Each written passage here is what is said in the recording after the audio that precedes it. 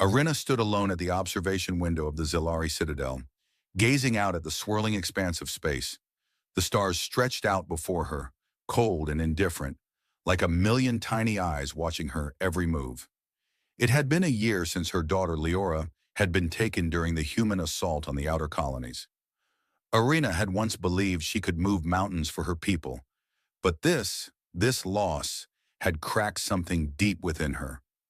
The Zilari Queen, with her regal composure and icy demeanor, found herself crushed beneath the weight of grief that she could not hide from even her own reflection. Her gaze hardened as she watched a patrol of soldiers cross the distant surface of a barren moon. They were so small from this distance, just dots of movement on the bleak landscape. They had no idea that their queen was suffering, no clue that her every thought, every breath, seemed tethered to the memory of her daughter's laughter. It had been stolen away, dragged from her grasp like the cruelest of cosmic jokes. "Your Majesty?"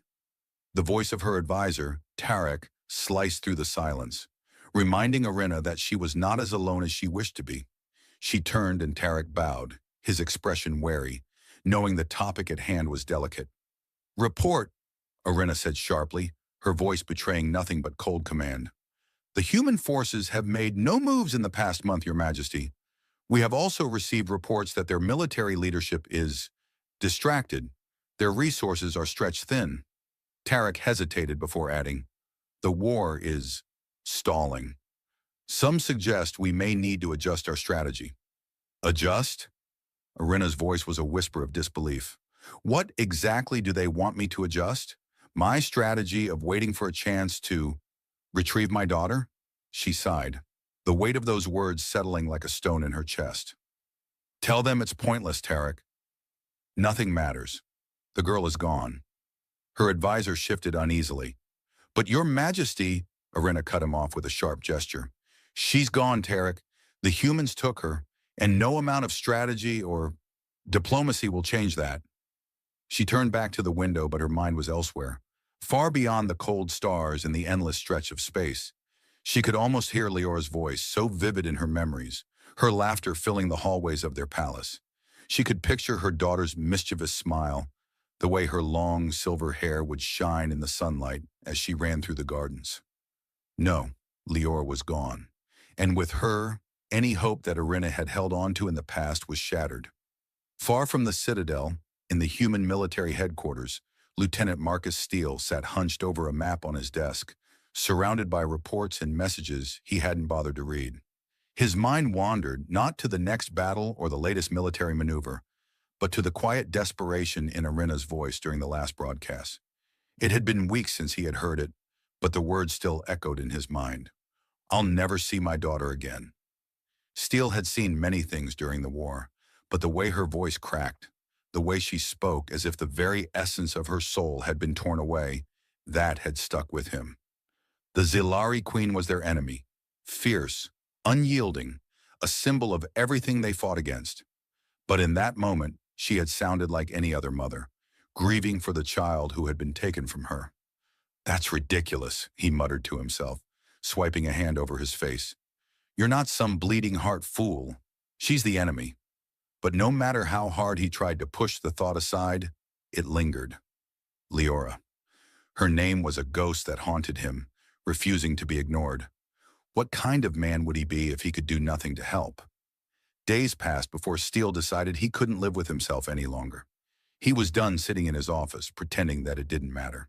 The thought of Leora, stuck in some human-made cage, tortured for information or worse, gnawed at him.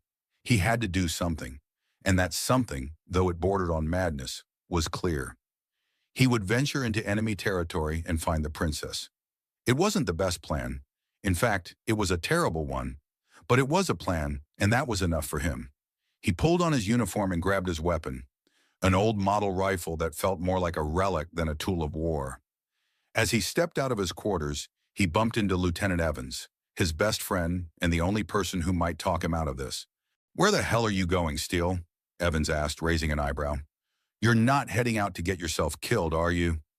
"Just need some fresh air," Steele replied nonchalantly, trying to avoid Evans's piercing gaze. "A little recon." I'll be back before you know it. Evans scoffed.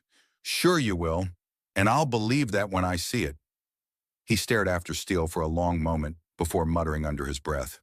One day you're going to get yourself into real trouble. You know that? But Steele didn't hear him. He was already too far down the path, already thinking about how he would infiltrate the Zilari strongholds, already planning how he would get close enough to Lior to free her. He wasn't a fool, though. He knew he wasn't going to just waltz in and rescue a princess. But he also knew that if he didn't try, he would never forgive himself. Meanwhile, back on the Zilari homeworld, Irina's thoughts shifted. She hadn't let herself cry for months, but now, standing in the cold silence of her throne room, she finally allowed herself to feel the sting of her grief. For a fleeting moment, she remembered what it felt like to hold Leora in her arms, to hear her daughter's soft giggles as they played together in the gardens. The memory was sharp and painful, yet it felt like a distant dream, something she would never touch again. She was startled out of her reverie by a small, hesitant knock at the door. "Enter," she called, wiping away a tear she hadn't realized had fallen. Tarek stepped inside. "Your Majesty, we've received word of a human soldier, Lieutenant Marcus Steele. He has begun a mission deep within Zilari-controlled territory." Irina turned toward him, her eyes narrowing. "A human soldier? How do you know this?" "We've intercepted his communications, Your Majesty. He's moving through enemy lines, secretly. We believe he's attempting to infiltrate one of our strongholds." For the first time in what felt like forever, Irina's heart skipped a beat. Could it be? Could a human soldier really be so foolish, so desperate, that he would venture into the heart of Zilari territory to what? Rescue her daughter? Steele's boots crunched on the dry, desolate ground as he pushed forward into the heart of Zilari territory. The air was thin, carrying a biting chill that had nothing to do with the temperature. It was the kind of cold that gnawed at your bones, reminding you that you were far from home, in the middle of a war that had no end in sight.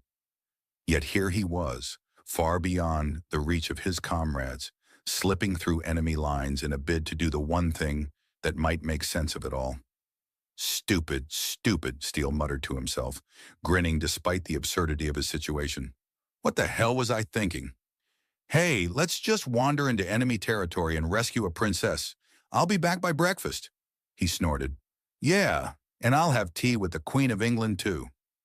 The reality of his mission hit him squarely in the chest with every step he took. He wasn't sure what he expected, but it definitely wasn't this. The Zilari capital was a looming fortress, its high walls and alien architecture an intimidating sight that made his stomach churn. He had never been this close to the heart of enemy territory before. Everything about this place screamed danger, from the roving patrols to the unmanned turrets perched high on the city walls, their scanners sweeping the horizon like hungry predators. Steele's gut twisted as he ducked into the shadows of a crumbling building, keeping his movements slow and deliberate. "I've really lost my mind," he whispered to no one in particular. A sudden flash of movement made him freeze. He pressed his back against the cold stone wall and held his breath, his rifle ready in his hands. It wasn't a Zilari soldier, it was just a stray animal, a scruffy, four-legged creature with patchy fur that looked like it had been in a fight with a sandstorm. Steele exhaled in relief. For a moment there, he thought he might be caught already. A single mistake, and it would all be over. He moved quickly, relying on his training to keep him out of sight, his instincts kicking in as he crossed the desolate streets. Steele had seen plenty of action in his years with the human military, but nothing had prepared him for this. He wasn't just sneaking past guards anymore. He was infiltrating a fortress built by one of the most advanced and ruthless species in the galaxy. His eyes darted from shadow to shadow, alert for any sign of movement. As Steele approached the outer perimeter of the stronghold, he couldn't shake the feeling that he was being watched. It wasn't just paranoia, it was something more. There was a hum in the air, a low, vibrating energy that seemed to seep into his bones. He had heard rumors about the Zilari's ability to manipulate energy fields, but this felt different, more intimate.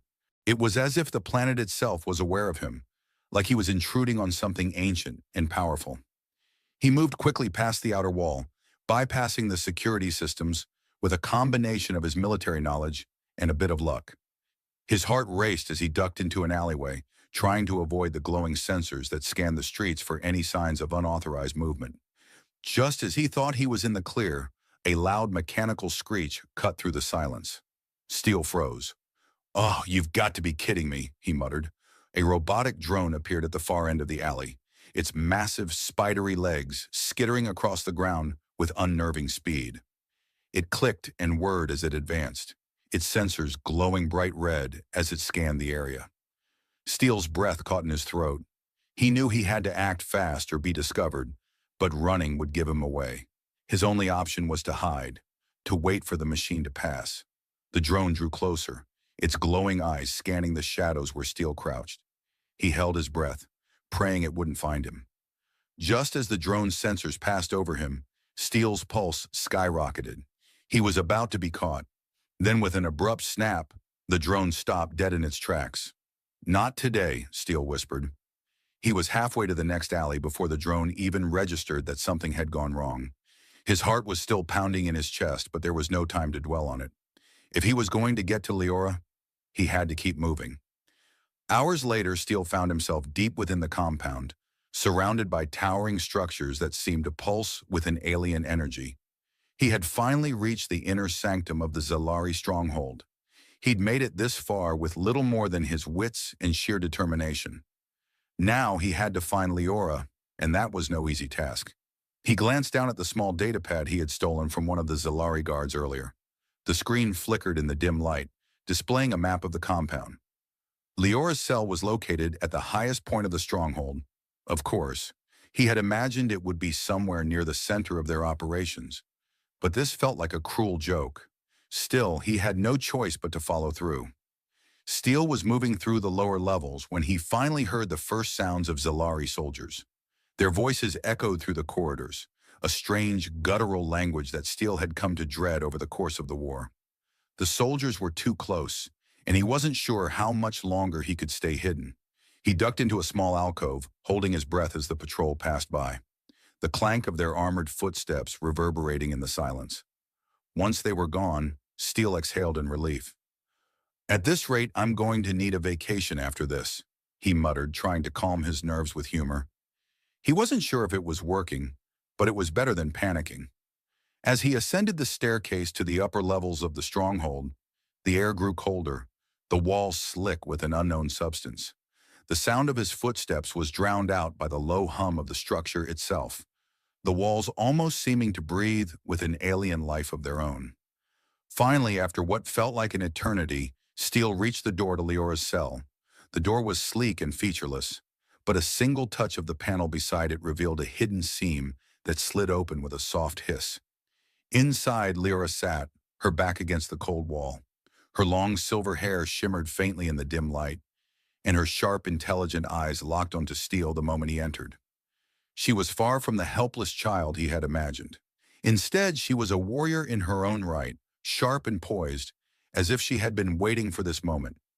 Steele hesitated at the door. "Leora?" She raised an eyebrow. "You're here to rescue me?" He gave a sheepish grin, suddenly realizing how ridiculous this all seemed. "I'd say, I'm not here to make friends, but that'd be a lie. I'm here to get you out of here." Leora studied him for a moment, her expression unreadable. "Why?" "Because you deserve to go home," Steele replied, his voice softer than he intended.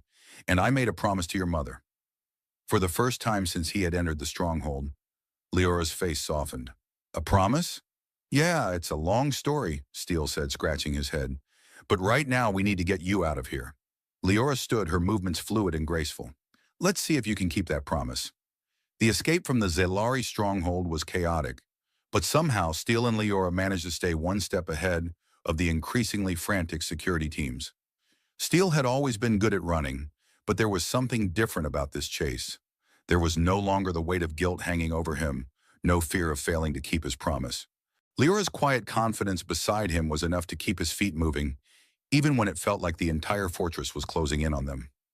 Leora glanced over at him, her silver hair streaming behind her as they sprinted through the narrow corridors. "You're not bad for a human," she said, offering him a sly grin. "Hey, I'll take that as a compliment," Steele replied with a breathless chuckle. "But don't get too comfortable. I'm still the one saving you here." She shot him a look. Oh, really? I was under the impression you were just following me. Steele laughed, the sound echoing off the metal walls. You keep thinking that, Princess. Despite the humor in their exchange, Steele was keenly aware of the danger surrounding them. The Zilari soldiers were relentless, and the odds were never in their favor. Yet with Leora by his side, Steele found himself thinking less about the odds and more about getting her to safety. The weight of his promise, one he hadn't realized meant so much to him until now, was heavier than anything the enemy could throw at them. At the main exit, the doors that should have been sealed for good creaked open as Steele hacked into the security system with a series of rapid keystrokes. Leora was already watching the horizon, her sharp eyes scanning the path for any sign of pursuit. The escape wasn't over until they were out of the compound, and Steele had no intentions of letting anything stop them now. You know, Steele said as he typed in the last of the codes, this whole thing would have been a lot easier if we'd had a spaceship with a cloaking device, or, I don't know, some kind of fancy teleportation gadget. Just saying. Leora's expression was calm as always, though there was a flicker of something in her eyes. If I had those things, I'd still be back home, running the kingdom, not running away from my own people. Steele paused, his fingers hovering over the keyboard. You don't want to go back? She met his gaze, her voice softening slightly. Not under these conditions. I want to see my mother again, but not like this. Not when the entire galaxy is watching. Her lips curled into a wry smile. Besides, what's a princess without a little adventure? Steele's smirk faded, and for a moment he saw the weight of what she had been through. For all the power and grace she carried, Leora was still a young woman caught in a war that wasn't of her making. And yet, here she was, running from the very people who claimed to protect her, choosing to trust a human soldier of all people. He finished typing the last command, and the security doors slid open with a soft hiss. They both froze for a moment, the escape path before them wide and open. Then, in perfect unison, they darted through the doors and into the cool night air. Well, that was anticlimactic, Steele muttered as they dashed into the surrounding wilderness. The compound's lights blinked behind them, the whole structure seeming to shimmer with hostility in the distance. Leora's eyes narrowed. You're not going to get complacent now, are you? Complacent? Steele chuckled. I was just admiring the fact that we're still alive. They didn't stop running. They couldn't. Behind them, a series of loud explosions shook the ground. Zilari forces had discovered their escape and were already mobilizing. Steele glanced back briefly, gauging their distance. Do you have a plan? Steele asked, breathless. Leora paused, her expression thoughtful. I do. She reached into the folds of her cloak and produced a small glowing device. This will help us get out of their range. It's not perfect, but it'll buy us enough time. Steele raised an eyebrow. You're carrying that the whole time and didn't think to mention it earlier? Leora smirked, a hint of humor finally breaking through her normally stoic demeanor. Some things are better saved for emergencies. Without another word, she activated the device. The air around them shimmered, and Steele felt a strange, tingling sensation in his skin as the world around them seemed to warp. The distant sound of pursuit faded, replaced by a strange, almost peaceful silence. When the effects settled, they found themselves in an unfamiliar landscape, a forested area, dense with alien flora. The stars above shone brighter here, almost unnaturally so. Where are we? Steele asked, looking around. A safe place, Leora replied, her eyes scanning the surroundings. For now. They didn't speak for a long time, both of them catching their breath and trying to grasp the magnitude of what had just happened. In the distance, the sound of a pursuing Zilari ship began to die away, and Steele allowed himself a moment to relax.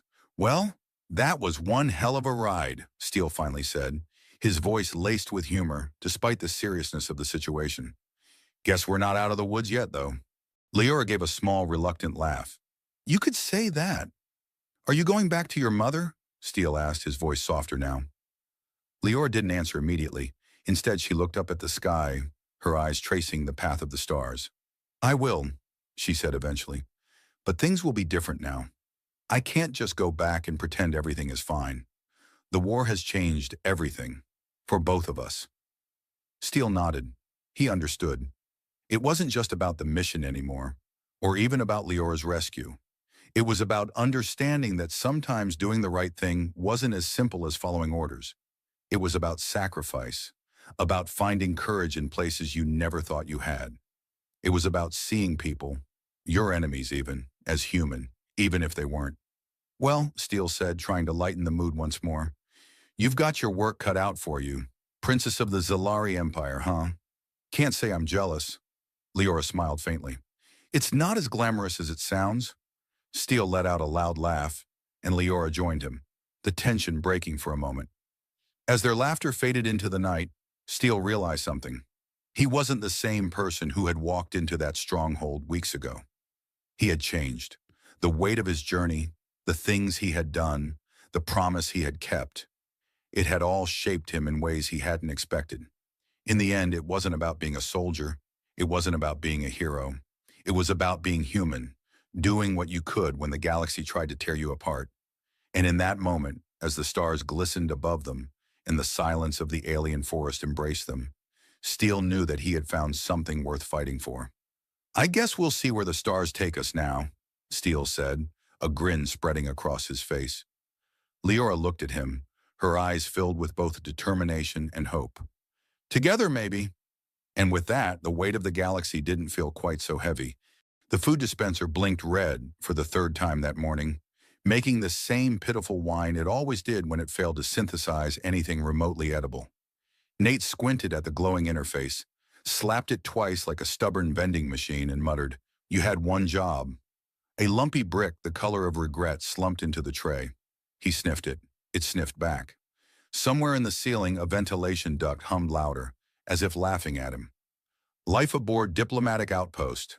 Epsilon 6 wasn't glamorous, but it had its charms. Like the view from the observation deck, a sweeping panorama of the red dwarf they orbited, slow-burning and brooding like it was perpetually judging everyone. Or the echoing silence of the botanical dome, where plants from a dozen systems fought valiantly not to die under budgeted lighting. Mostly, though, Nate liked the quiet. It was good for thinking. It was good for forgetting Earth. He carried his tray of questionable nourishment to his station in the comms hub, waving at the maintenance drone as it buzzed past with a fried circuit board dangling from its manipulator arm. "Morning, Zippy. You look terrible." Zippy blinked once, either acknowledgement or offense. He settled in, propped his feet up, and flicked through a backlog of diplomatic transmissions. Most were dull. Envoy schedules, resource agreements, one strongly worded protest from the Dravanti ambassador about someone using the wrong honorific. But then, in the middle of a flickering packet from Eliari Command, came a priority flag. Queen Sorel of the Eliari was en route. Arrival time, 8 hours. Purpose, cultural exchange and strategic reaffirmation of non-hostile intent. Nate's heart did something strange and uncoordinated. He reread the message, then read it again, and again, until the words lost meaning. He stood up slowly, like gravity had just tripled, and stared out the viewport. Nothing yet, just stars and that ever-present sun. Still, the Eliari were never early. They arrived precisely when they meant to, like mythical space elves with diplomatic immunity. Queen Sorel. He'd seen her once on a holo feed. Tall, impossibly still. A face that could be carved from moonlight. Long ears that twitched slightly when she concentrated. Though that tidbit wasn't in any of the official briefings, he'd just noticed. She wasn't someone who visited tiny outposts like this. She was legend, and now she was coming here, to his station, to talk. He downed the protein brick in one go. It fought back.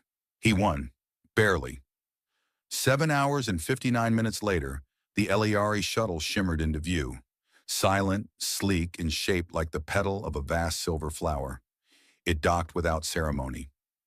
Nate stood in the greeting bay with Commander Jenks, who looked mildly hungover and entirely unbothered. "Smile, linguist," Jenks muttered from the corner of her mouth. "Try not to drool on royalty." "I don't drool. You've got that Earthboy crush face already." "I do not have a—" The doors hissed open. Queen Sorel stepped through with a pair of guards in armor that looked like woven pearl, Her presence hit like cold air on warm skin. Everything felt sharper, slower. She was taller than he expected. Her golden hair was coiled high, her posture impossibly upright, and those ears, long, delicate, slightly flicking at the tips, were unmistakable. Her eyes locked onto his with surgical precision. "You are Nathaniel Marin," she said. He swallowed. "Nate, just Nate. Nathaniel, if you're mad at me, which hopefully we're not starting with." Silence, then, barely, a smile. The room exhaled. Commander Jenks stepped forward with the official welcome speech, all protocol and flourish.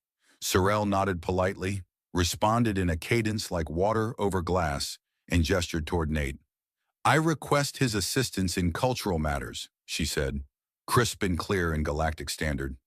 Jenks looked between them, shrugged, and whispered, "Good luck, Romeo," before leaving the two of them alone. They walked through the botanical dome. Sorrel examined everything: plants, light fixtures, even a decorative rock that had been there so long no one remembered who put it there. Nate tried to keep up, explaining Terran flora, photosynthesis, and why humans gave sentimental names to trees. "And this?" she asked, pointing to a flowering vine. "Jasmine. Smells nice. Makes people feel things." "Feel things?" "Yeah, memories, moods, sometimes headaches if you're allergic." She nodded gravely. "Curious. You use chemical signals to recall emotion. Do you use physical gestures as well?" "Oh, yeah, tons of them. Hugs, handshakes, kisses." That was the word, the trap word. She stopped walking, turned, tilted her head slightly. "What is a kiss?" Nate blinked. "You mean, like, definition-wise?" "Yes." He opened his mouth, closed it, opened it again, then gestured wildly, like the concept might come to him via interpretive dance. "It's when two people, you know, lips, together. It's affection, or sometimes just tradition, like greetings, or goodbyes, or, 'Hey, I like your face.'" Her brow furrowed in regal confusion. "So it is a strategic action?" "No, I mean, not usually. It's not like tactical. It's more emotional. Software. It's hard to explain." "I require demonstration," he choked. What? A kiss. Show me." Nate's brain tried to crash and reboot at the same time. That's not really, it's not a universal demo situation. Like context matters, consent, intimacy. You don't just," he made a noise like a blender full of screws.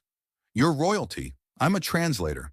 I'm not sure there's a chapter in the handbook for this." She watched him with an unreadable expression, then stepped back. "I see. Then you may explain it in metaphor." Relieved beyond reason, he launched into a monologue about magnets and gravity and emotions being like particle entanglement.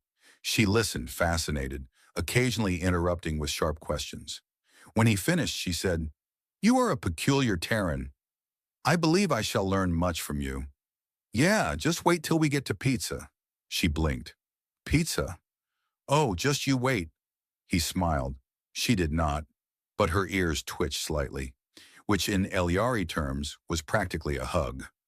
The next morning, Nate was halfway through reprogramming the espresso module to stop producing tea when Sorrel appeared outside the comms bay, without guards, without announcement, and without even the faint hum of diplomatic fanfare. She simply stood there, watching him argue with a stubborn interface that insisted oolong was a form of dark roast. "I was told you possess caffeine," she said. Nate jolted upright, nearly hitting his head on the panel. "Queen Sorrel. Hi. Good morning. Or good cycle. Or whatever the Eliari use for. Never mind. Yes. Caffeine. In theory.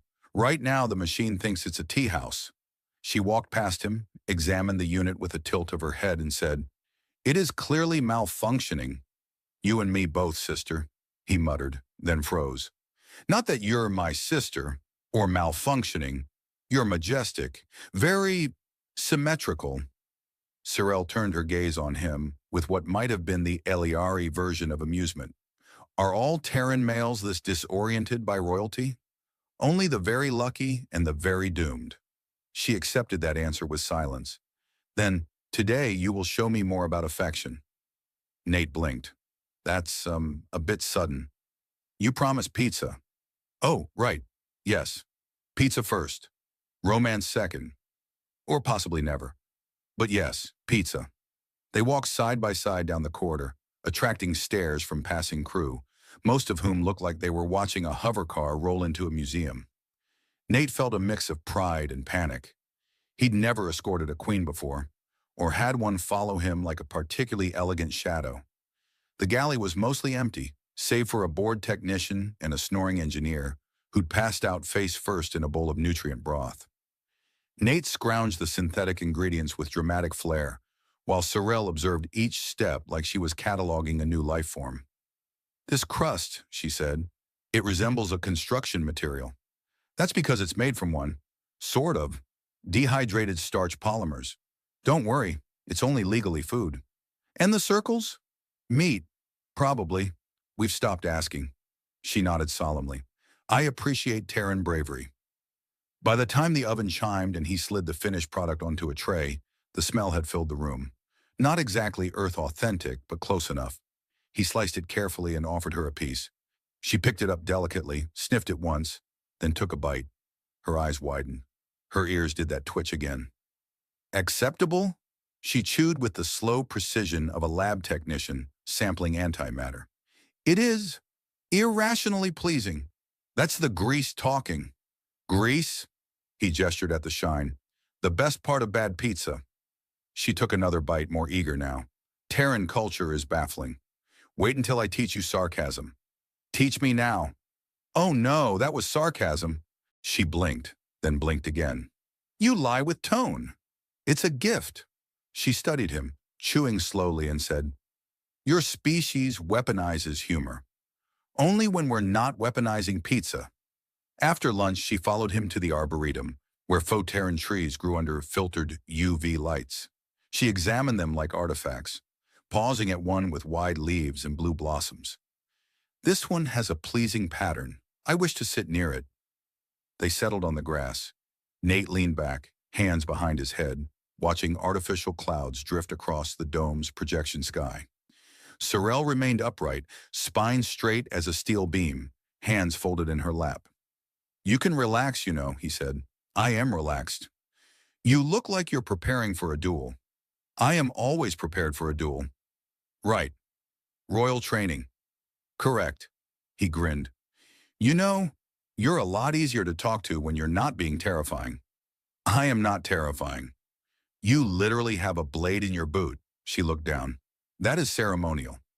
Of course it is. He tried to stretch again but caught her watching him. It wasn't hostile. It was curious. Too curious. The kind of look you give to a puzzle or a riddle. Something on my face? I am comparing your expressions.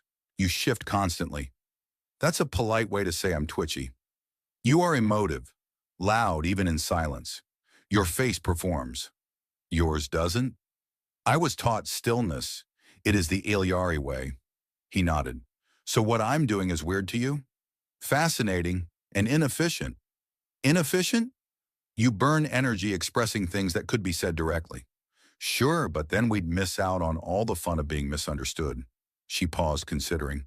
That sounds inefficient as well. He chuckled. Now you're getting it. They sat in silence for a while. Birds chirped somewhere above. Recordings, he knew, installed for ambiance. Sorrel tilted her head up and asked, Do the sounds have a function? Bird song. It's mostly for mood. Background music, basically. Do birds know this? He laughed. I think they're just showing off. She looked up again, then at him. Your affection gestures. We will return to that. Do we have to? I must understand it. The council expects insight. Right. The council, of course. Because they care about kissing. They care about understanding humans. Your values, your vulnerabilities. He gave her a sideways look. Are you saying kissing is a tactical vulnerability? I am saying it may be more effective than war. Wow, you really haven't been kissed. She tilted her head again. Would you? He froze. Demonstrate. Look, this is a weird position to be in. You're a queen. I'm a linguist. I'm wearing socks with flamingos on them. I am aware. I have cataloged the pattern. He rubbed his eyes. I'm not sure there's a protocol for this. Then invent one. He stared at her. She waited, calm, expectant, not demanding, just curious. He leaned slightly forward, then stopped. Okay, we're not doing that here. Not with holographic birds watching. She blinked. You wish privacy? I wish to not explain this to the galley staff. She stood. Then I shall allocate a better moment. Allocate. That's very romantic. I am learning. He followed her back toward the corridor, still uncertain if the entire conversation had really happened. As they reached the junction, a maintenance droid rolled past and sprayed them both with coolant mist by accident. Sorrel stopped, looked down at her damp robes, then at Nate. Was this affection? He grinned. Welcome to humanity. The invitation came in the form of a crystalline cube delivered by an armored Eliari messenger who stood so still Nate accidentally offered him a protein bar, thinking he was some sort of sculpture. The cube pulsed once in his palm and unfolded into a projection of Sorrel, standing in full royal regalia, her hair woven with silver threads that shimmered like starlight. She looked both solemn and nervous, a combination Nate had learned meant something important was about to happen, or that someone was about to get very formally insulted in ancient Eliari. I require your presence in the Chamber of Union Deliberation. It is customary. Also, you owe me another demonstration. That last part made Nate drop the cube. He picked it up, trying not to panic or grin like an idiot. Probably both. He was escorted through a dozen ceremonial halls that all smelled faintly of crushed lavender and diplomatic tension.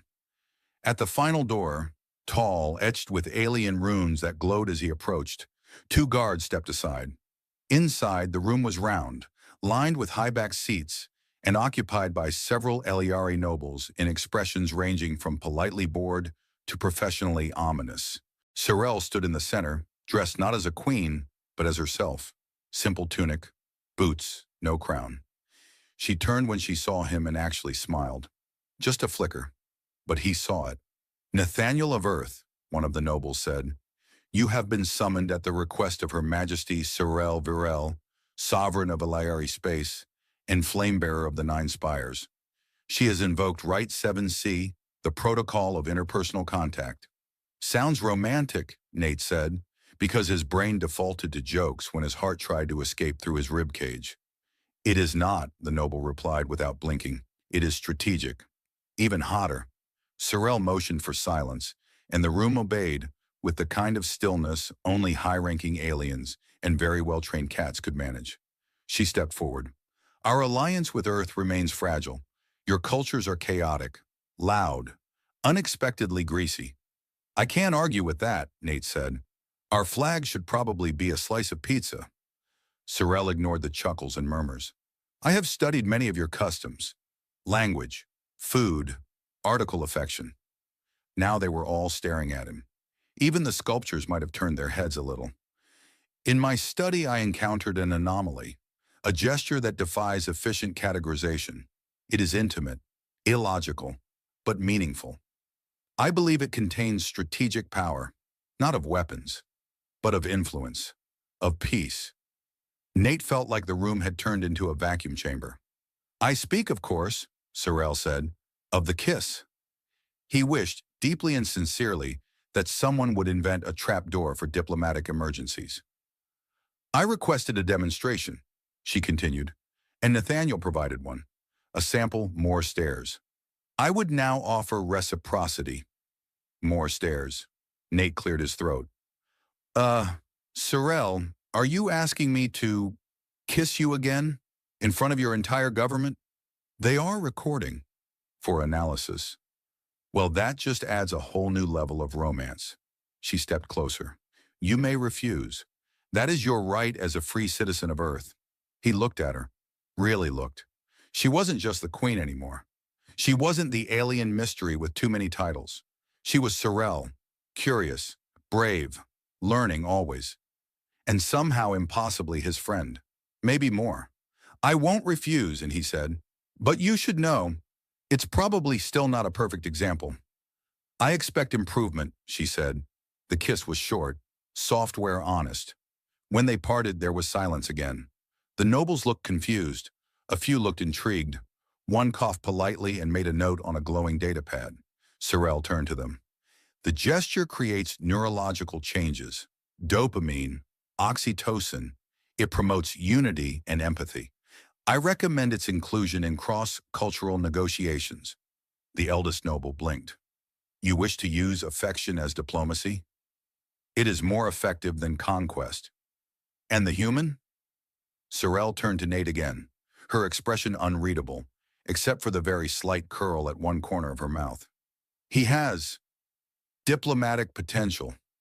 Nate raised a hand. Does this come with hazard pay? They didn't laugh, but Sorrel did. A single exhale, almost invisible, but it was there. And for her, that was practically a knee slapper. In the days that followed, things shifted.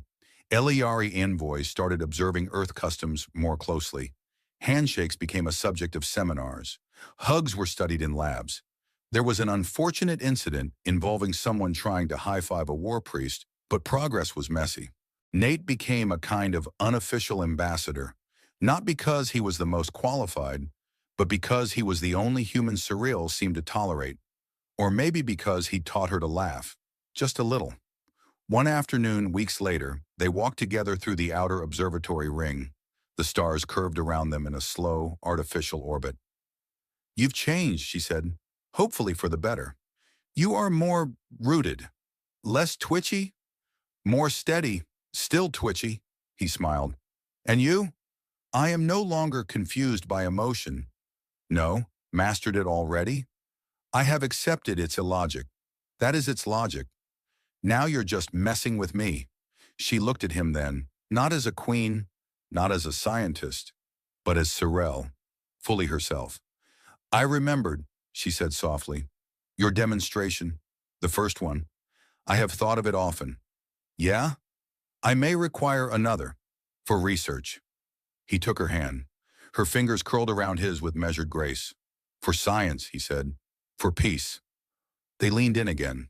The stars watched this time, silent and distant, but somehow closer than ever. The blinding light of the Kylothian cruiser pierced through the cold expanse of space, its sleek metallic surface shimmering under the harsh beams of the nearby star. Inside the prison hold, Nathan Hart, captain of the Earth's elite forces, sat slumped against the wall, his wrists bound tightly with the same strange, silvered rope that had restrained him since his capture. A little bruised, a little beaten, but nothing too serious. After all, he had seen worse, much worse. The Kylothian Empire might have the technology to obliterate entire fleets, but they hadn't figured out how to break a human spirit. Or at least that's what Nathan liked to believe as he stared out into the empty void of space. The cell door slid open with a soft hiss, and a Kylothian guard stepped inside, his towering frame filling the threshold. His armor clinked as he moved, the deep hum of his internal engine vibrating the floor beneath Nathan's feet. The guard's face was a mask of indifference, and his eyes, if they could be called eyes, were entirely black, like twin pools of oil. Nathan grinned, though it was more of a reflex than anything else. I'd ask if I'm late for a party, but I think you guys stopped throwing those a few millennia ago. The guard's expression didn't change, but the faintest twitch in his upper lip betrayed the tiniest hint of confusion. Get up, human, the guard commanded, his voice a low mechanical growl. The Queen wishes to see you. Nathan stretched his legs, yawning exaggeratedly. Does she now? I'm flattered. Last time I checked, aliens were all about conquering and torturing. Maybe she'll surprise me with tea and biscuits instead. You know, break the mold a little. The guard didn't seem to appreciate the humor. He motioned for Nathan to rise, his hand a blur as he tapped his wrist communicator. The doors of the cell opened with a hiss, and Nathan was escorted down the cold, gleaming halls of the cruiser. You know, Nathan said casually as they walked, I gotta admit, you guys have one heck of an efficient operation going on here. Not the most inviting decor, though. Maybe a few plants, some vibrant colors. This metallic gray is a little depressing, don't you think? The Kylothian guard didn't respond, but Nathan noticed the slight increase in the guard's pace. as though he were eager to get to the Queen's chambers before he heard more unsolicited design advice. They reached a grand, imposing door. No surprise there, considering it led to the throne room of Zitral, the Calothian Queen. The door opened with a deep, resonating thud, and Nathan was pushed inside, unceremoniously shoved into the center of the room. There she was, Zitral, the alien queen. And as usual, she looked like she had just stepped out of a nightmare.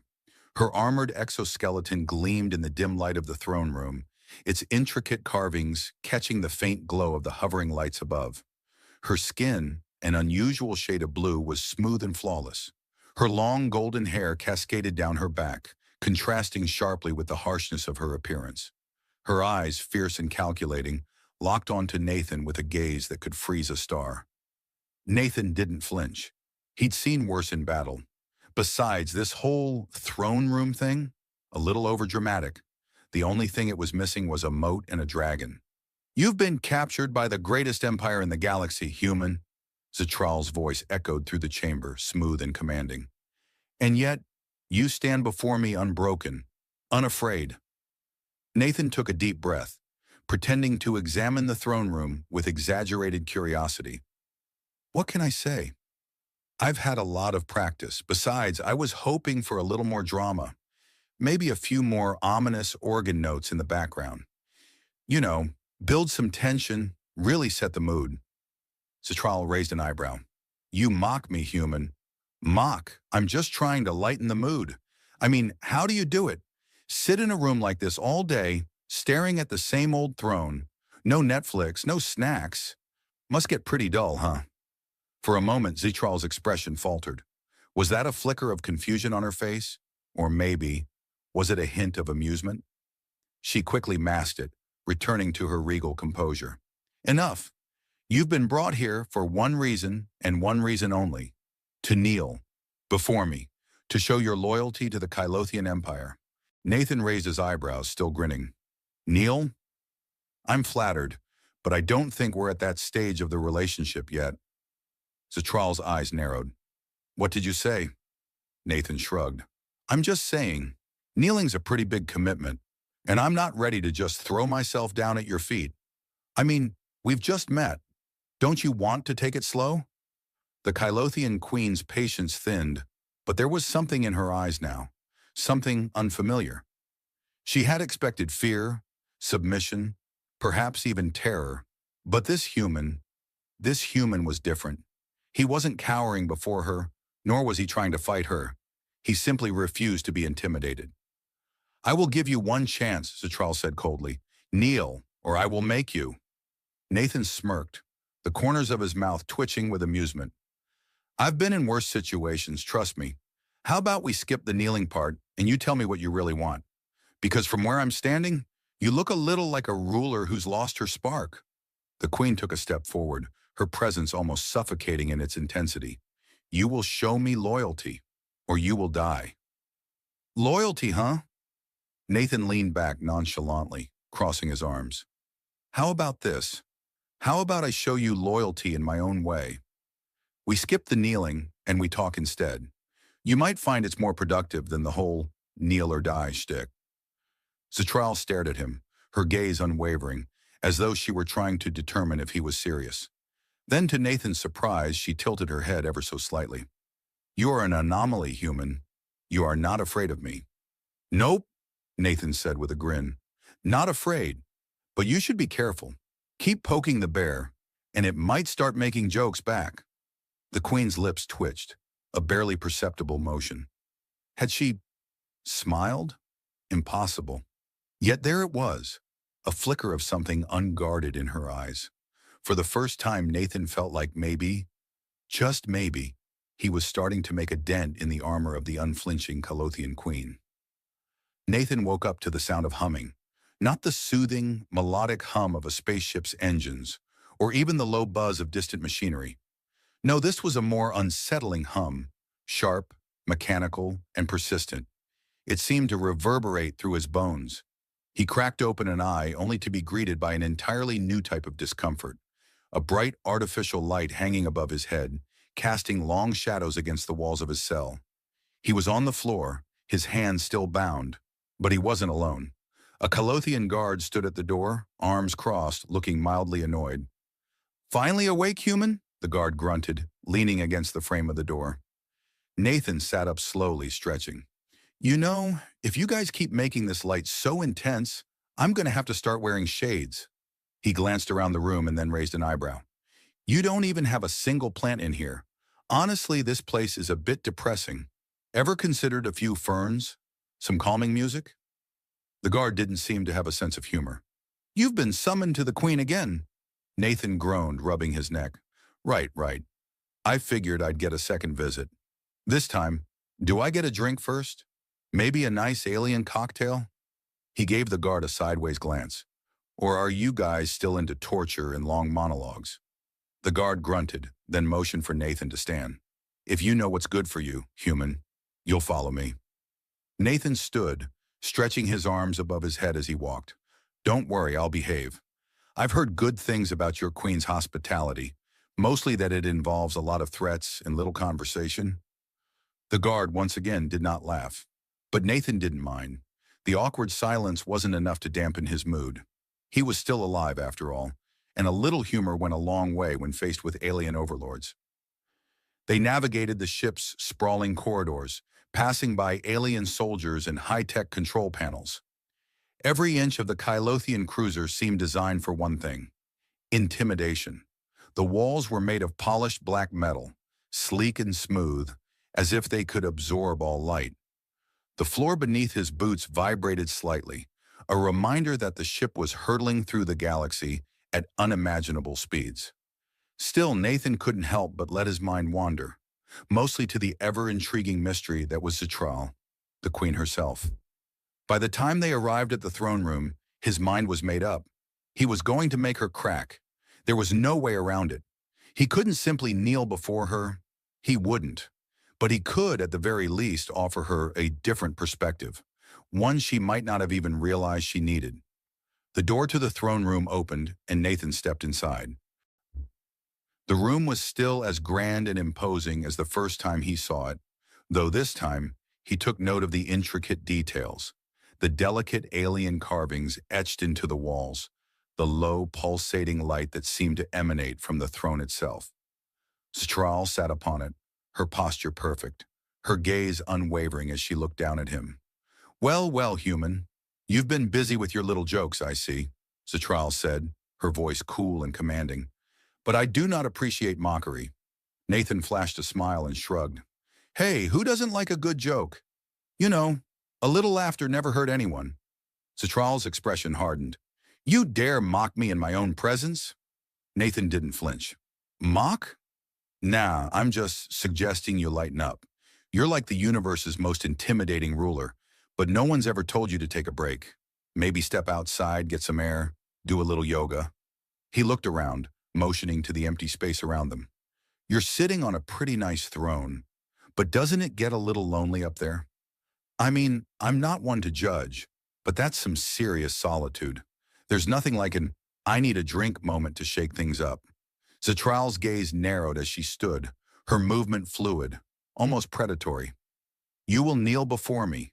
You will learn what it means to submit to the Kylothian Empire." Nathan raised both eyebrows and crossed his arms. "You keep saying that, and I get it. Power, authority, big words. But here's the thing. I've been through a few wars, and you know what I've learned? The most powerful people, they don't demand loyalty. They inspire it." He paused, glancing at her, watching her eyes flicker for just a second.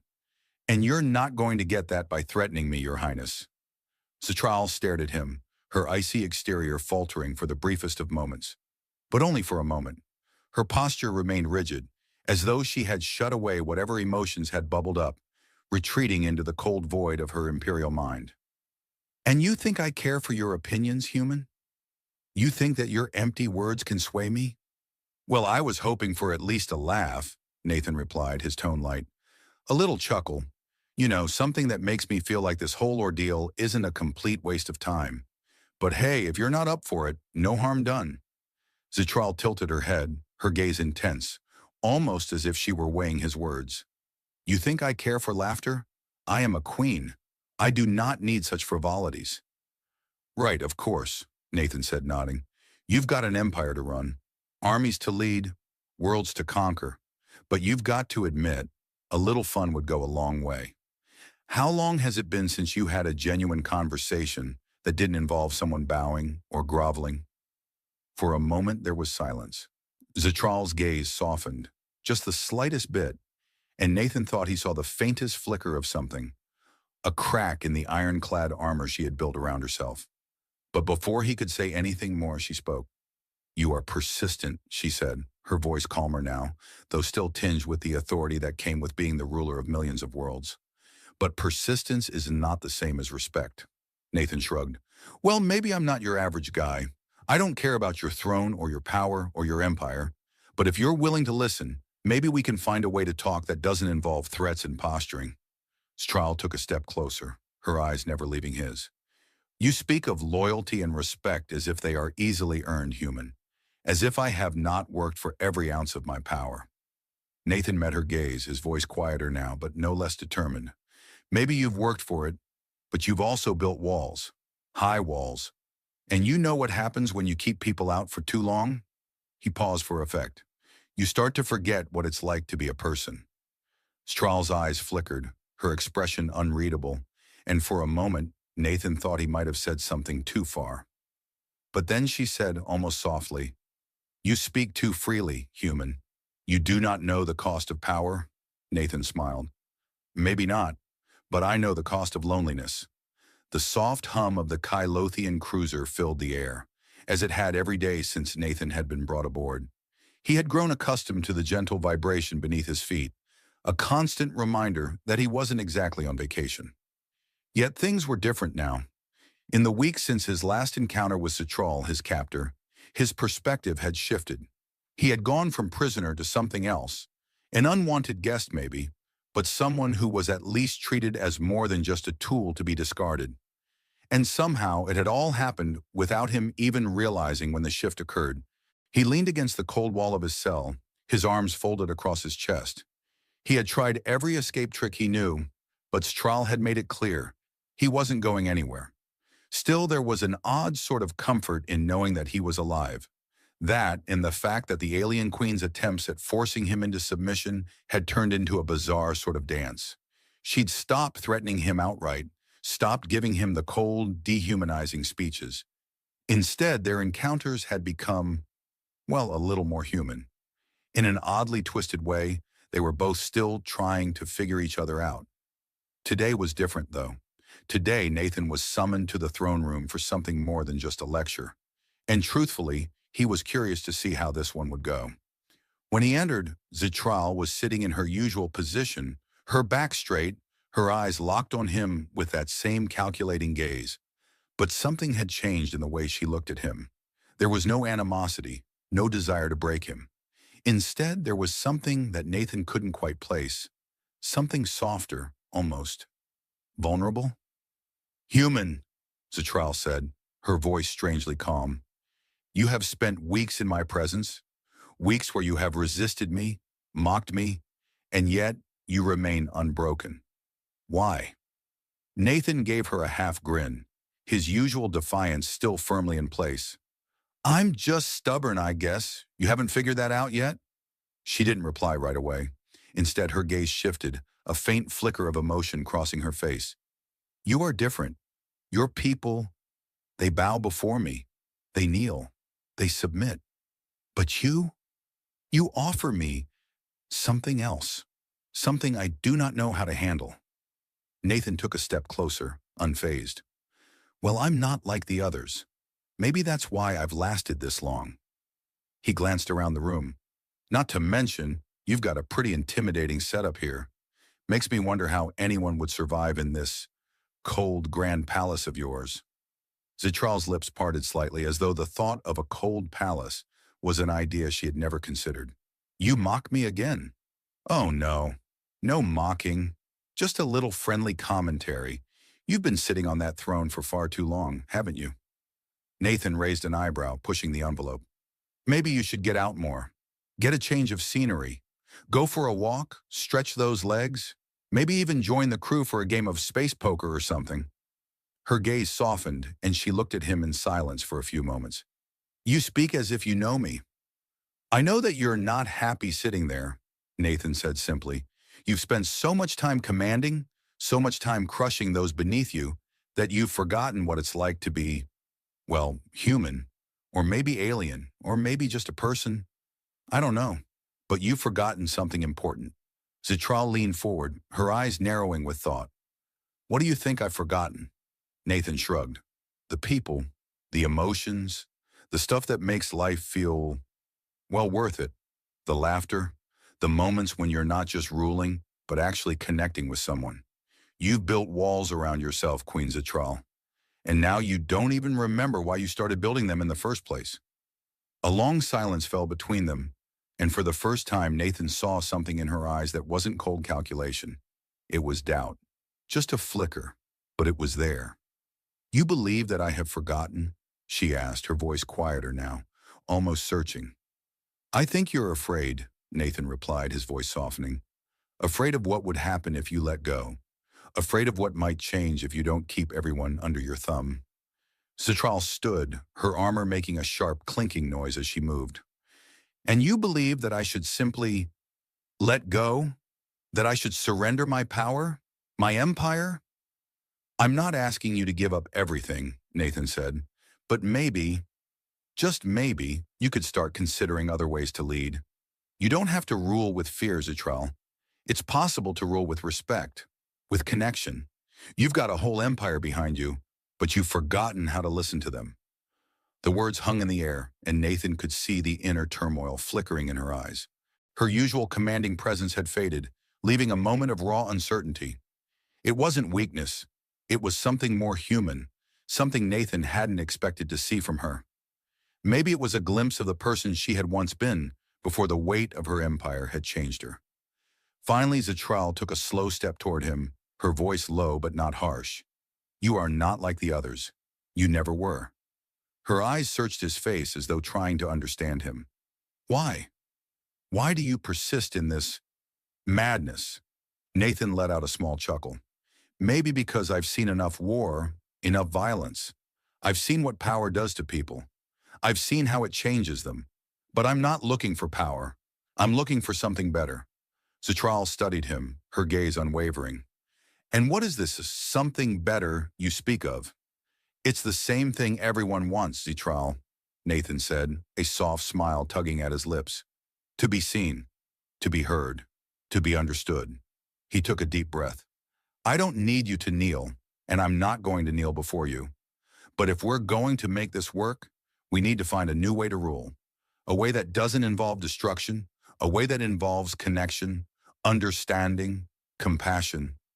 For the first time since they had met, Zitral didn't respond with immediate disdain or icy silence. Instead, she looked at him, not as a soldier to be crushed or a prisoner to be broken, but as something else, a person.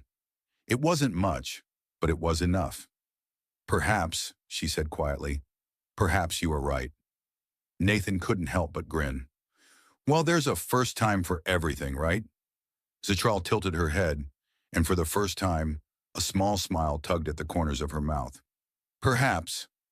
Nathan took a step back, his arms still crossed but his expression lighter. You've got the power, Zitral.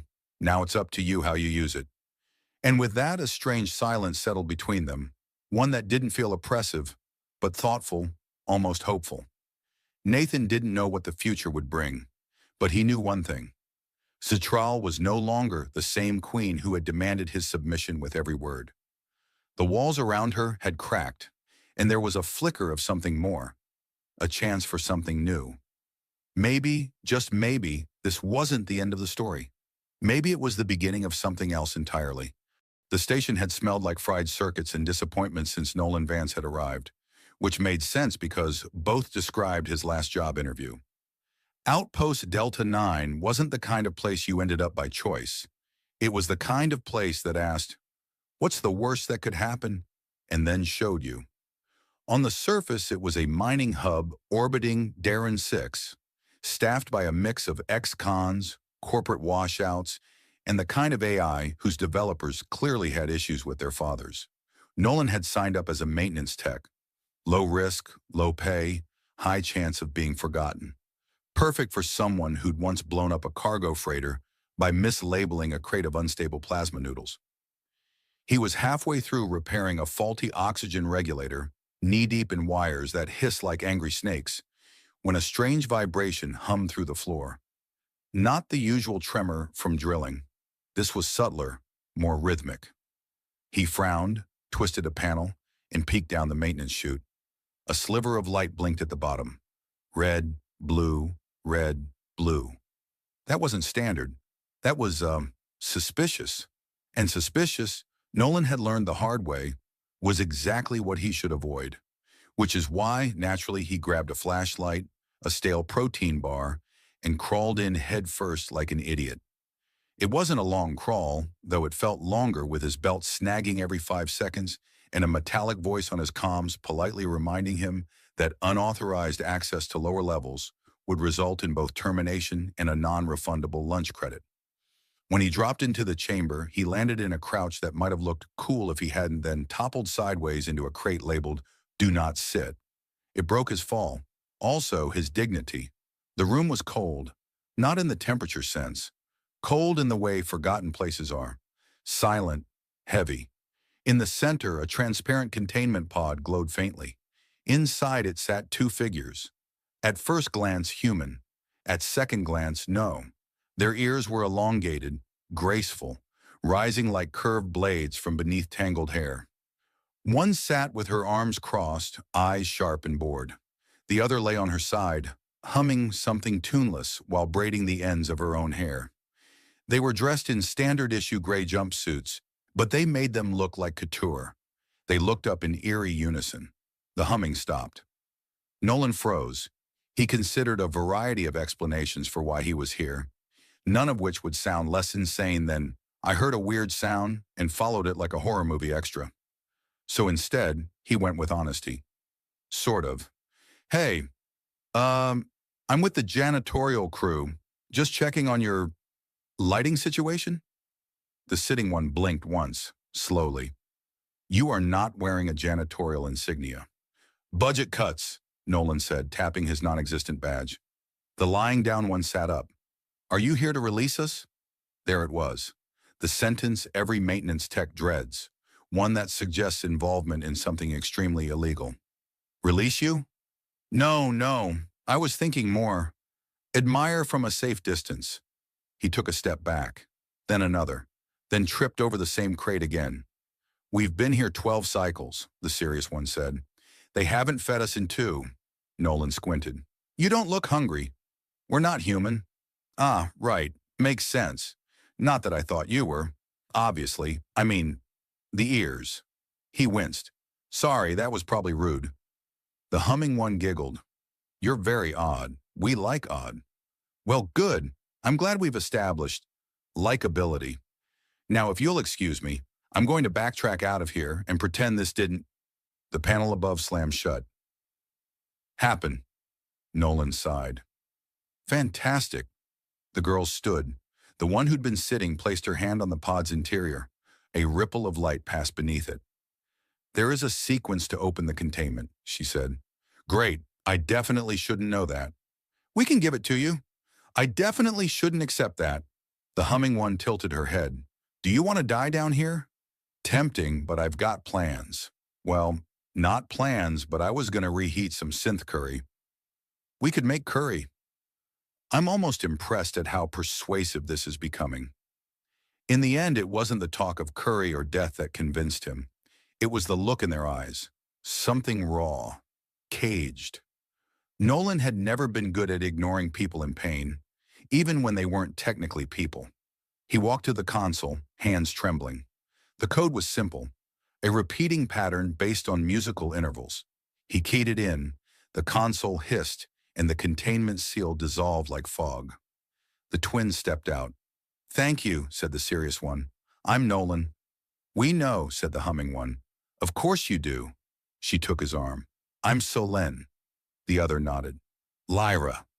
"Okay, great. Pleasure. Now we should really run, right?" An alarm blared. Called it, Nolan muttered. They ran, footsteps echoing, ducking through low corridors and cutting across maintenance shafts. The twins moved like liquid thought, graceful and fast. Nolan moved like a man who hadn't jogged since gym class. He collided with three walls, a pipe, and possibly his own regrets. Behind them, guards shouted. One fired. The bolt missed but scorched the wall beside Nolan's head. "Hey," he yelled, "I'm a civilian." "Not anymore," Lyra said. "Do I get a badge or something?" "No." "Then I want hazard pay." They burst into the docking bay. Nolan's old hauler, the Inconvenient Truth, sat crooked in Bay 3, as if it too had no confidence in his plans. As they reached it, a squad of armored security drones dropped from above, blocking the hangar door. Nolan turned, gasping. "Plan B?" Selene grinned. "We improvise." Lyra raised a hand. The drones hesitated, stuttered, and then collapsed in unison like synchronized dancers failing their final pose. Nolan blinked. "Can all alien twins do that?" "Only the special ones," said Selene. "I feel like I should be more concerned." "Too late," Lyra said, pushing him up the ramp. Inside, systems booted. Engines flared. Nolan took the pilot's seat, hands flying over the controls like he actually knew what he was doing. As the ship lifted, explosions rocked the lower levels. A voice crackled over the comms. "Unauthorized launch detected. Identify or be neutralized." "Hi," Nolan said. "This is janitorial. We found a mess. We're taking it outside." The ship jumped to hyperspace with a groan that sounded disturbingly like a burp. They sat in silence for a moment. Nolan slumped back, exhausted. The twins sat across from him, perfectly composed. "So," he said, "that went something?" "You helped us escape," said Selene, smiling. "Yeah, let's call it a temporary lapse in judgment." Lyra leaned forward. "We will stay with you now." Nolan blinked. "I'm sorry, what?" "You freed us," she said. "We belong to you." "Oh no, that's not how this works. I belong to me." "You do," said Selene. "With us." Nolan rubbed his face. "This is going to be complicated, isn't it?" Lyra and Selene answered together. "Yes." Nolan had made a lot of questionable life choices. Eating gas station sushi on 403, trusting a salesman who said, "I swear it's not haunted tech," and dating that one diplomat's daughter who believed emotions were a government conspiracy. But agreeing to harbor two escaped alien twins with mind powers was starting to climb toward the top of the list. Not that he had much say in the matter anymore.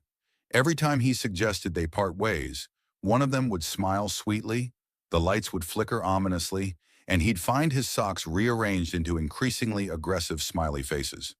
They'd been aboard the Inconvenient Truth for 4 days now, and Nolan was beginning to suspect that either the ship was bigger than he remembered, or the twins were very good at being everywhere at once.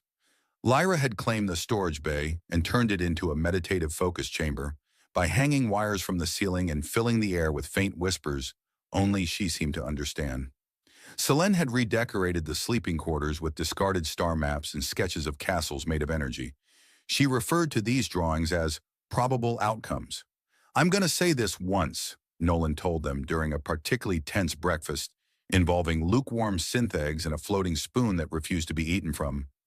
"I am not your chosen one, your bonded soul partner, your galactic anchor, or whatever other phrase you're currently giggling about telepathically." "We never said you were our anchor," Selene said, grinning. "That was Lyra." Lyra, who was balancing a teacup on the back of her hand while reading an ancient Earth cookbook, looked up. "He is a possibility junction, not an anchor. Anchors are heavier." "I feel so reassured." Their path took them through the outer loop of the Ritharan dust arc, a stretch of space famous for beautiful auroras, unreliable gravity, and pirates with impressive fashion sense. Nolan set the autopilot to minimum risk routing, which in the Inconvenient Truth's case meant they'd arrive 2 days later, but probably with fewer holes. He used the downtime to repair the starboard stabilizer, again, and attempt private conversations with the ship's increasingly nervous AI, Huxley. "Can you lock the doors to keep them out of engineering?" Nolan asked, whispering behind a cluster of fuses.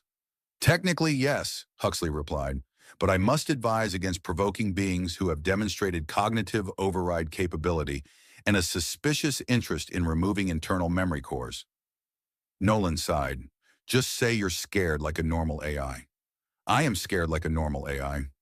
By the end of day 5, their supplies were low, their fuel even lower, and Nolan's patience hovering somewhere around chewing insulation out of boredom. That's when the emergency signal hit. A scrambled transmission repeating on loop, garbled but desperate. He turned it up and tried to clean the signal. With emergency lockdown, genetic data conflict, requesting medical, system compromise, coordinates. Solen appeared beside him like a ghost with boundary issues. That's near. Please warn me before materializing in my personal bubble. Lyra followed, holding a mug of something steaming and probably metaphysical. We should go there. Nope. That sounds like a trap. Or worse, work. They're calling for help, Solen said softly. We should answer. Nolan hesitated. Morality was like ship maintenance, easy to put off until something exploded. But despite everything, the twins weren't wrong. If someone really was in trouble, he sighed. Fine, but if this ends in space zombies or bureaucrats, I blame both of you. The coordinates led them to a medical frigate floating dead in space, listing gently like it had fallen asleep during a lecture. No distress beacon, no active defenses. Just that same signal, looping over and over. They docked. The airlock opened with a hiss that sounded a little too much like a sigh. Inside, the ship was dark but breathable. They stepped cautiously into the corridor, which was lit by the dull red glow of emergency lights. Panels were scorched. Something sticky clung to the floor. Nolan wrinkled his nose. You smell that? Fear, Lyra said. No, I meant, is that burnt pudding? They found the source of the signal in what used to be the med bay. A half-fried console blinked weakly beside a cryochamber. Inside it, a girl lay unconscious, pale and glowing faintly blue. Tubes were wrapped around her limbs. Her ears, Nolan noticed with a sinking feeling, were long and curved. Another one of you, he said. Should I just start building bunk beds? She's not one of us, Solen whispered. She's a hybrid. The cryochamber hissed and began to open. Lyra stepped forward. Her genetics are unstable. They tried to splice Aurelian essence into a human frame. That sounds expensive and illegal. The girl woke with a gasp, eyes wild. She looked at Nolan first. You're the one, she croaked. Please be more specific, Nolan said. I'm frequently the one who broke it, the one who forgot the instructions, the one with the dumb hat. They're coming, she said, gripping his arm. You don't understand. You're the junction. You changed the timeline. Solen and Lyra exchanged a glance that said several volumes Nolan could not begin to translate. The girl collapsed again, unconscious. Right, Nolan said. So we're just collecting cryptic women with superpowers now? She's been partially awakened, Lyra murmured. If they find her, they'll use her to track us. Then we'll take her, Solen said, and keep moving. Great, Nolan said. More fugitives. Maybe we should start a club or a podcast. As they turned to leave, the ship shuddered. An alarm wailed to life. Huxley's voice came through the comm. Nolan! Multiple vessels inbound. Signatures match bounty tags. Might I suggest we run like terrified squirrels? They bolted back to the hauler. Nolan hauled the new girl into the med bay, while Lyra shut the outer doors with a wave of her hand, and Solen jumped into the co-pilot seat. The Truth groaned and kicked into motion just as 3 sleek Hunter-class ships emerged from the dark. Weapons fire lit the void. Nolan gritted his teeth, eyes flicking across the control board. Okay, who here knows how to fly like we're not insured? Solen raised her hand cheerfully. Of course you do, he muttered, switching to evasive maneuvers. One day, just one day without explosions. That's all I want. You'll miss them when they're gone, Lyra said serenely. The ship spun through a debris field, sparks trailing behind them. As the enemy vessels followed, the twins reached out, not just with hands, but with something deeper. The air thickened, the stars bent, and one of the Hunter ships simply stopped. Its engines failed. Lights dimmed. Nolan glanced at them. Okay, I'm starting to think you two might actually be dangerous. Selene winked. You're just figuring that out now? Nolan woke up with a nose full of static and the vague sense that someone had tried to rewire his dreams. He sat up on the medbay cot, blinking against the soft blue lights and wondering why his boots were filled with popcorn. Again, the ship was quiet, unusually so, which meant something was definitely about to explode, or already had. He found Selene in the cockpit, humming to herself and scrolling through trajectories like she was planning a vacation. Her long ears twitched slightly at his approach. "Morning," she said. "You missed the tea ritual." Lyra burned the incense again. "Let me guess. Vanished into the whisper realm or whatever?" "No," Selene said with a smirk. "She's in the shower, singing a 400-year-old protest hymn in 3 voices." Nolan sat in the co-pilot chair and watched the stars drift past. They were skimming just outside the reach expanse now, far enough from populated systems to feel the hush of space. Behind them, 3 bounty hunters had been left drifting with scrambled sensors and existential dread, courtesy of the twins. The rescued hybrid girl, Thena, as she now remembered, was resting peacefully, finally stable thanks to a wildly illegal cocktail of gene stabilizers, space fruit, and Lyra's aggressively gentle lullabies. "Tell me something," Nolan said. "Why me?" Selene tilted her head. "That's a very human question." "It's a very tired human question. You two are not exactly low maintenance. You warp probability fields. You talk to stars. You collect orphan hybrids like galactic Pokemon. And somehow, I'm the one driving the van." "You made a choice," she said. "Back on Argol Station. You could have turned away. But you didn't.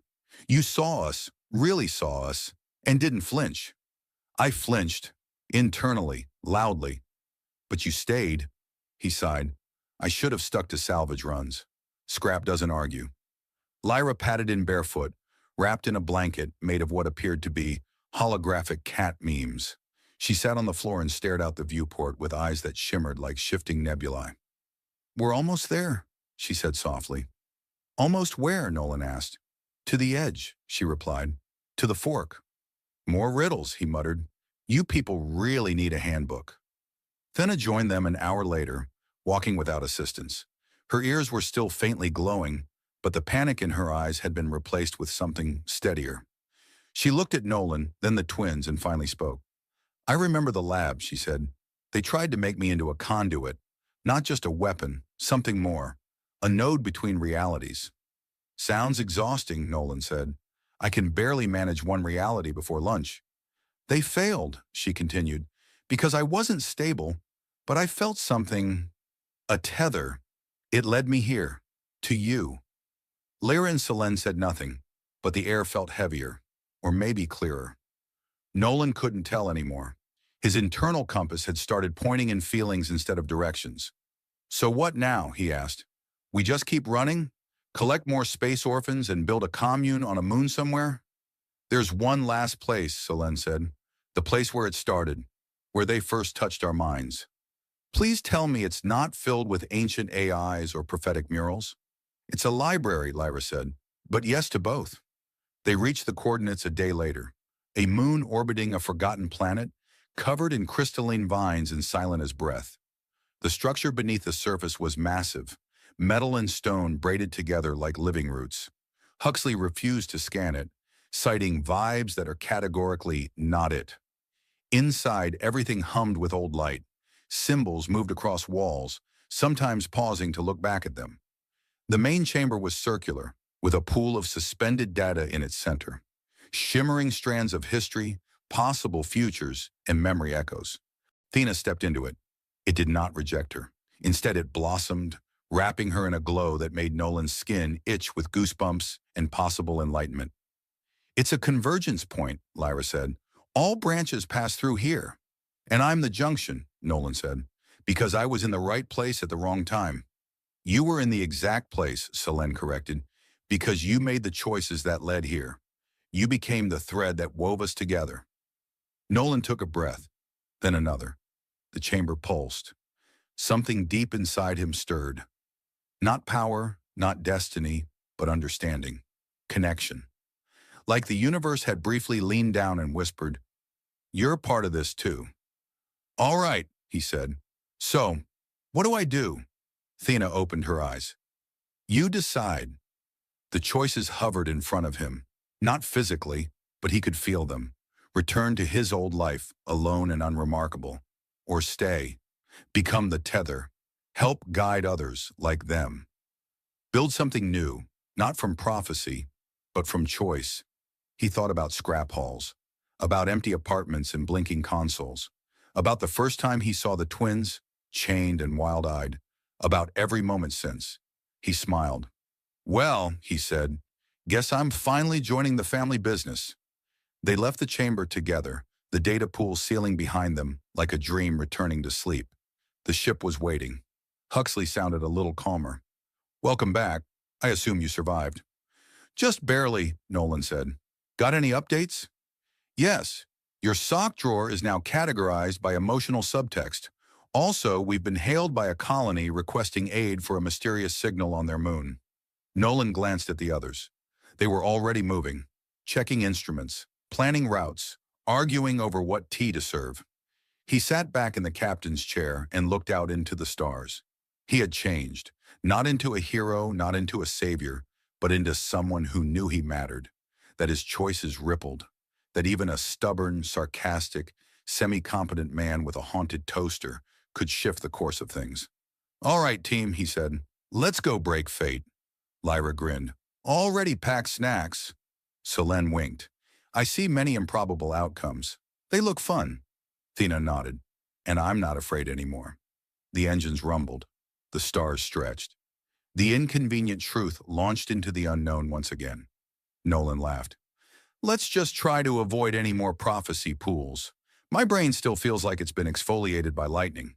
"Noted," Huxley replied. "No more cosmic exfoliation." And with that, they vanished into the dark, carrying with them the spark of something new, a future unbound, a story still unfolding.